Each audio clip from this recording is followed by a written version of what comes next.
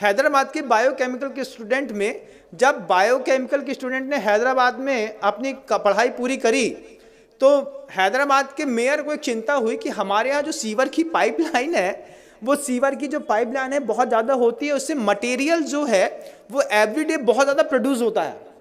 तो मटेरियल को डिसॉल्व करने के लिए उनके पास कोई स्पॉट या कोई चीज़ दिखाई नहीं दे रही थी। आप क्या सोचते हैं कोई क्या कर सकता है? जब ये क्वेश्चन मेयर के दिमाग में खड़ा हुआ कि जो मतलब मैन का बायो प्रोडक्ट है, जो भी मल वगैरह निष्कासित होता है, तो सीवर कनेक्टेड कर दिया, सबके यहाँ के सेप्टिक टैंक हैदराबाद में अलग कर दिए।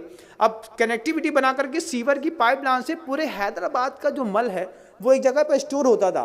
तो उसको ख़त्म करने के लिए क्या दिमाग कोई चलाएगा? तो बायोकेमिकल के स्टूडेंट ने उसमें लिक्विड क्लोरीन डाल करके उस पीले को वाइट कर दिया, और पीले को वाइट करने के बाद उसमें से उसकी स्मेल गायब कर दी। क्लोरीन NaCl, आपने अगर नमक का सूत्र सुना हो तो बंधुओं, मतलब सोडियम अलग होता है, क्लोराइड अलग होती है, NaCl2 ये उसका रासायनिक फॉर्म है। और जहाँ हम रहते थे पहले HGM, वहाँ पे Hukumchand jute mill and industries, और मतलब नमक से क्लोरीन बनाने का प्रोसेस वहीं पे होता था। लिक्विड क्लोरीन होती है, पाउडर फॉर्म में क्लोरीन होती है, गैस फॉर्म में क्लोरीन होती है, और सब अलग अलग चीज़ों में काम आती है। जो बांस के पेड़ होते हैं उसको साफ़ करने के लिए लिक्विड क्लोरीन काम आती है, जिससे आपका पेपर बनता है और जो बिल्कुल वाइट हो जाता है। तो वो बायोकेमिकल के जो स्टूडेंट हैं, वो बायोकेमिकल के स्टूडेंट ने पूरे के पूरे जो मल हैदराबाद के बाहर इकट्ठा होता था उसमें क्लोरीन को डाल करके मिक्सअप करके पीले से वाइट कर दिया। फिर जो वो पूरा एक पेस्ट के रूप में था उसको ड्रायर में डाल करके सुखा दिया, उसका पाउडर फार्मिंग कर दी। और सबसे बड़ी बात तो ये है कि कानपुर की गुटखा फैक्ट्रियों में बेच करके, बड़ी बड़ी कंपनियों के गुटकों में पैक होकर के वो मल लोगों को पाउच में अंदर तक खिला दिया। ये ज्ञान के दुरुपयोग का युग है बंधुओं। आपको आश्चर्य होगा, लगता है ना कि हम जिस कंपनी का गुटखा खाते हैं ये तो बहुत फ्रेश है और बढ़िया है।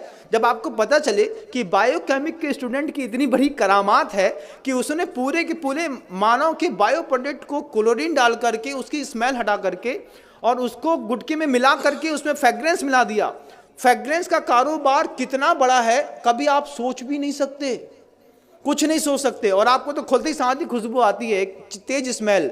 आप किसी भी कंपनी के गुटके को 5 मिनट के लिए एक पानी में डाल दीजिए, थोड़ी देर उसको हाथ से मसल के देखिए, फिर आपको पता चलेगा, जब इसकी स्मेल हट जाएगी फिर उसको खा के देखिए, तब पता चलेगा कि हम अपने मुंह में क्या खाते हैं।